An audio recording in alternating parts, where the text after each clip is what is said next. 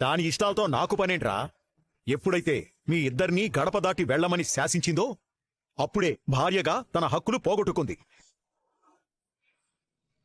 భర్తని కాదని సొంత నిర్ణయాలు తీసుకునే ఇలాంటి వాళ్లకు ఇదో గుణపాఠం కావాలి. ఒంటరితనమే మీ అమ్మకు నేను వేసే శిక్ష. పదరా పోదాం. ఏంటిది? మీరెక్కడికి? నాకు విలువుండే చోటుకి. అదిక్కడ దొరకదని అర్థమైంది. నా కన్న కొడుకుని నా ఇంట్లో ఉండొద్దని నువ్వన్నా. అసలు నిన్నే ఉండొద్దని నేననాలి. కాని ఈ వయసులో భార్యని బయటికి గెంటేసేంత దుర్మార్గుణ్ణి కాదు కాబట్టి నేనే వెళ్తున్నాను.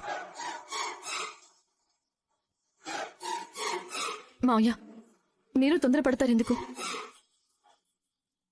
మీరు ఇంట్లో ఉంటేనే మీకైనా అత్తయ్యకైనా గౌరవం. అబ్బబ్బబ్బబ్బబ్బా!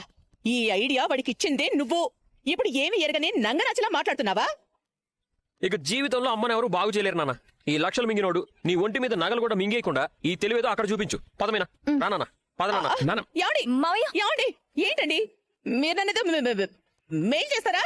అమ్మా, బ్లాక్ మెయిల్. బ్లాక్ మెయిల్ చేస్తున్నారా? లేదు, మేం నిజంగానే వెళ్తున్నా. ఈ రోజు నుంచి నా పెన్షన్లోంచి ఒక్క రూపాయి కూడా నీకు రాదు. ఇప్పుడు డబ్బులు ఎవరు అడిగారండి?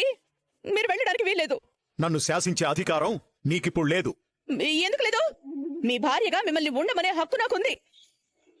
మరి తండ్రిగా, ఈ ఇంటి యజమానిగా నా కొడుకుని కోడల్ని ఈ ఇంట్లో ఉండమనే హక్కు మాత్రం నాకు లేదా? 40 గొర్రెలు మేపేవాడు ఒక్క గొర్రె కూడా దారి తప్పకుండా తీసుకొస్తాడు. వాడే అసలైన గొర్రెల కాపరి. అలాంటిది మనకున్నది 3 కొడుకులు.